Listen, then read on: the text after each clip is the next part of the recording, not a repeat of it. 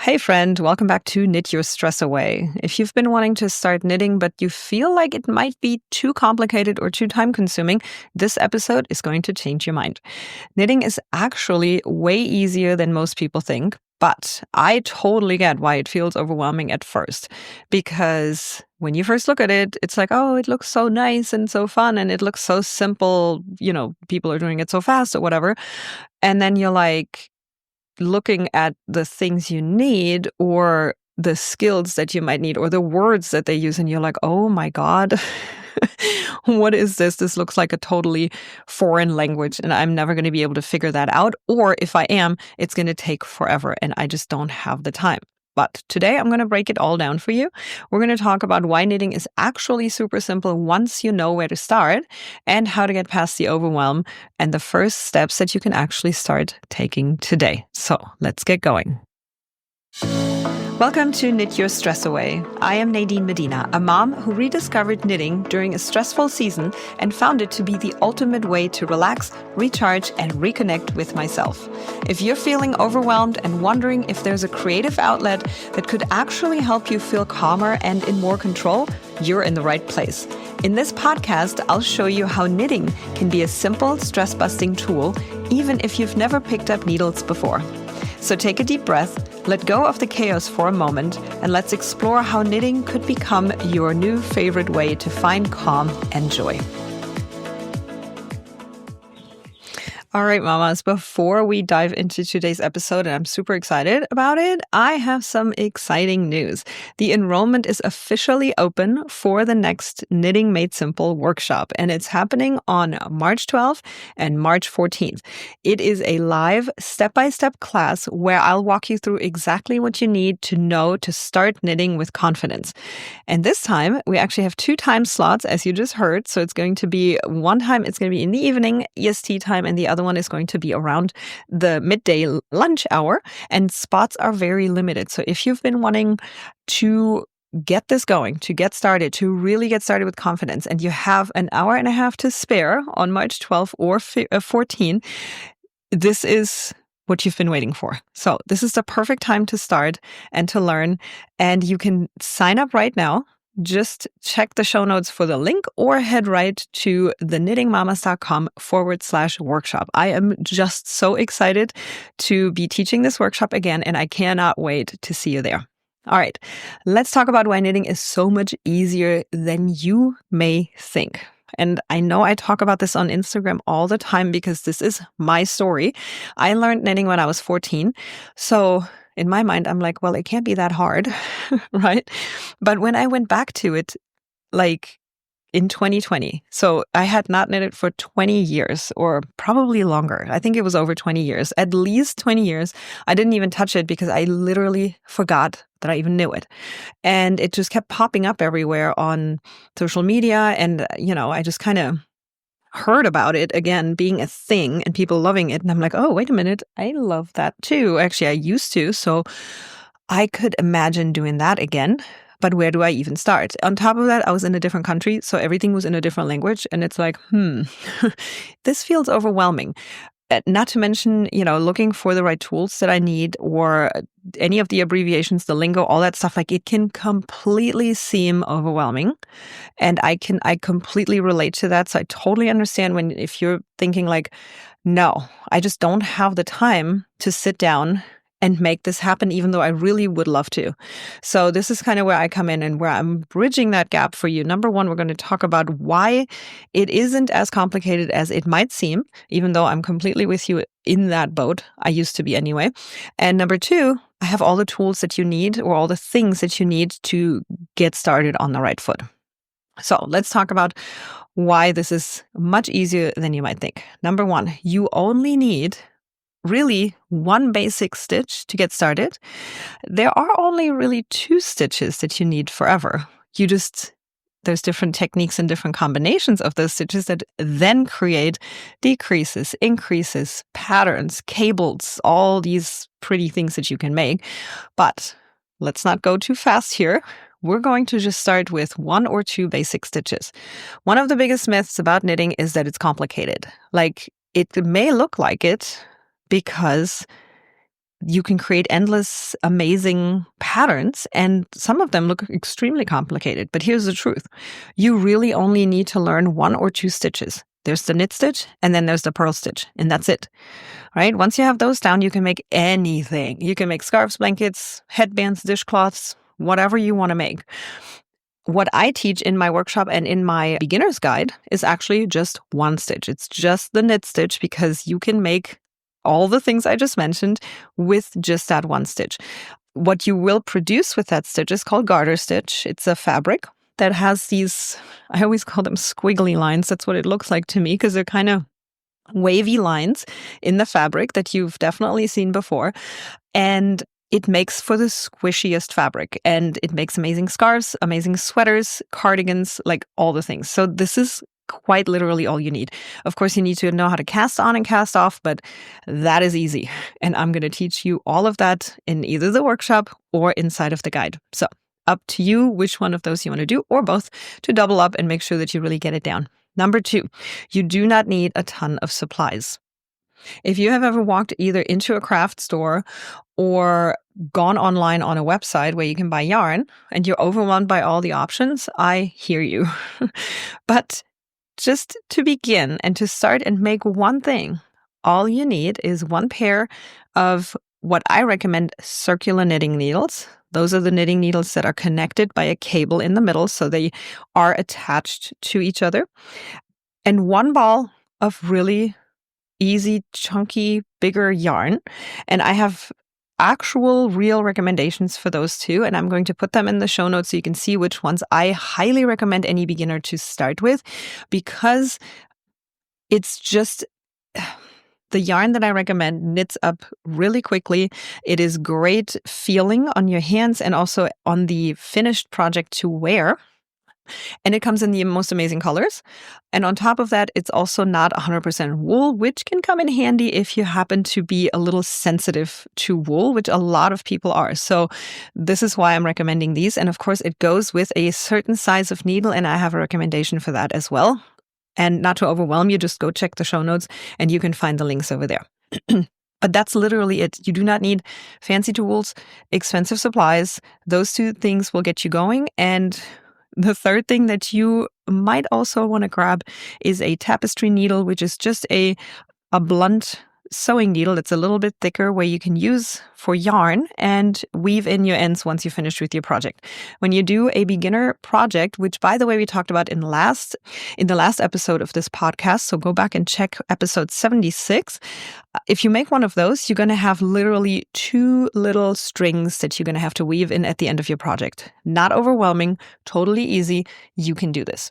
Number 3, knitting lingo doesn't have to be confusing. All right, let's talk about those super weird abbreviations where you're like, what the heck? KPCOBO, YO, K2TOG. There's a lot of them. If you are a knitter already and you're past the beginner stage, you're like, yep, know that. Been there though. Been there, done that, right? We've all started somewhere, and we have literally all looked at a pattern before where we were like, what the heck does this mean? And it's funny because I'm teaching my oldest to crochet right now, and I had a pattern for her.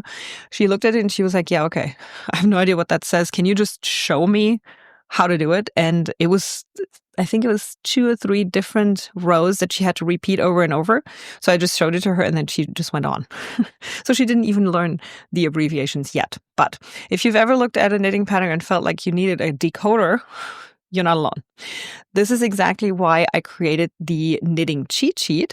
It's a simple beginner-friendly guide that breaks down all the must-know terms in plain English. So no more guessing, no more confusion.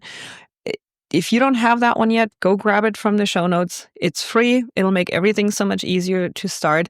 But I can definitely tell you, if knitting lingo and abbreviations are a thing that kind of throw you off and you're like, wow, everything kind of feels like anything I watch or look at that relates to knitting all kind of assumes that I should already know these things. You're not alone. I definitely remember feeling that way. Go grab your cheat sheet and it'll all be so much more clear. I promise. Number 4, mistakes are totally fixable. I think that is probably a big deal to a lot of people. A lot of beginners worry about messing up their stitches. making mistakes, not knowing how to fix them. But let me tell you a secret. Every knitter makes mistakes. Even the most experienced knitters drop stitches, twist their yarn, or knit where they're supposed to make a purl stitch, or forget a row, or whatever it is. The good news, everything is fixable. And I can show you some of the most common mistakes and how to fix them in the workshop. The thing is, I have my little framework, if you will, that I want to walk people through when it comes to mistakes, because it's also a mindset thing. I don't knit. This is my mindset around it. I don't knit because I need something to look perfect and like a machine did it. I knit because I enjoy the process and I want to have something handmade that is also custom, right? So a mistake, sometimes it's super annoying. And if you watched my Instagram reel recently, you saw that I was literally, undoing an entire scarf and didn't love it. But it depends on, I always ask myself, okay, is the mistake super obvious? Is it, for example, like right in the front where everybody would immediately see it, or where I would see it often and get upset about it? Is it really that big of a deal? That's essentially what I ask, because I also always of the opinion that the time and the effort and the potentially stress it takes to fix a mistake, it's all fixable, but sometimes it's not super easy. Is it worth the outcome? Or is it really not that big of a deal? And oftentimes for me, maybe it's laziness, I have no idea, but I'm like, you know what? I really don't care that much. It's not going to make me not want to wear this thing. I'm going to let it go. But of course, it all depends, because there can be mistakes that really do bother you, and then you just learn how to fix them. That's as simple as that. But it's totally possible. So, number 5, knitting is meditative and relaxing. So beyond just making something with your hands, which is absolutely amazing, knitting is truly self-care. It helps you slow down. It helps you focus on the moment. It helps you unwind from the stress of the day. It's like a reset button for your mind. It truly is. And I know this for a fact firsthand, because I always have a project somewhere laying around that is in the middle of it. And it's either the main one that I'm working on right now, or it's something that kind of has been gone on the back burner, but there's always something that I can use and that I can knit. And I do know when I feel stressed and when I'm feeling aggravated or frustrated, or there's something going on that bothers me, grabbing that project and just doing a few rows always centers me, and it just has this calming effect. It's actually scientifically proven. So it's a real thing. And I feel like if you've been looking for a hobby that actually helps you relax without scrolling your phone, this is it. It's either knitting or crocheting, because you can do it from anywhere, but you do not need a machine, a device, or anything like that. And the coolest thing, I just was telling my daughter, who actually wants to do the crochet because she wants to get away from scrolling her phone unnecessarily, which I think is such a fantastic thing that she recognized that herself. And she's not even on her phone that much, but she was like, you know what? I don't need to be on it as much, but I do like doing things with my hands. So I'm like, well, here you go. And you create something in the process. So she's super excited about it. But this whole idea of, if you're knitting, you literally can't scroll your phone. It's impossible. So that alone, I think, is such a fantastic reason to pick up this hobby. And number 6, last but not least, you do not have to learn alone. The biggest reason people struggle with knitting, they try to figure it all out by themselves. And yes, YouTube tutorials are helpful, but they don't always answer your question in the moment. So I have created the workshop, but also our free community, to give you step-by-step guidance and a community to support you as you start your knitting journey. So in other words, when you join the workshop, you learn in there, you can ask me questions. It's going to be so helpful for you to do this in real time. But even when the workshop is over, you will still be part of the community. And then you have the chance to to ask your questions in there. And then not just me, but also all the other members in the community are there to answer your question. I think that's such a fantastic thing to have at your fingertips.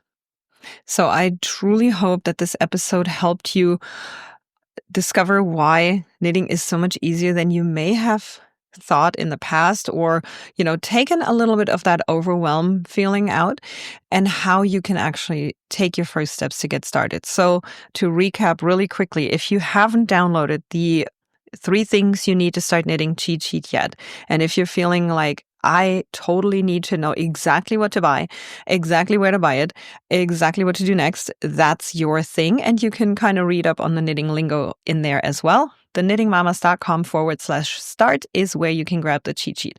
If you find yourself in a place where you're like, yep, I kind of have the things that I need, I think I can get started, but I'm a little stumped on where to go, and I want to have one place that teaches me the same way, you can go and grab your beginner's guide. You can find that at theknittingmamas.com/guide, and it has links to tutorials to all the beginner